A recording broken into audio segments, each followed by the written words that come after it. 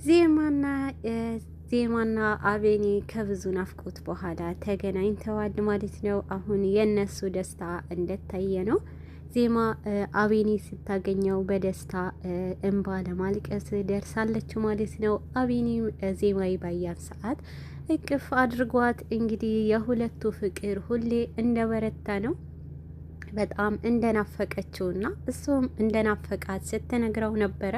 እዚህ ጋር ሁለታቸውም በናፍቆት ውስጥ እንዳሉና ይህንን ሁሉ መራራቂያ ጊዜያችን ደርሷል፣ አብረን እንኖራለን እያሉ የኔ ፍቅር ሲባባሉ ነበረ ማለት ነው። የዜማና የአቤኔ አስቀኒው ፍቅር አሁንም እንደቀጠለ ነው። የዜማና የአቤኔ ፍቅር የሚያስቀናቸው ሰዎች አሁንም ቢሆን ናቲ ዜማና አቤኔ ላይ እንዲነሱ አድርጓል ማለት ነው። አቤኔ እና ዜማ ባላጠፉት ጥፋት አሁን ላይ አቤኔን ያጠፋችው አቤኔንም እና ዜማ የኔ ህይወት አመሰቃቅለዋል ብሎ ናቲ ውሳኔ ውስጥ ገብተዋል። ዜማ የኔ ውዶች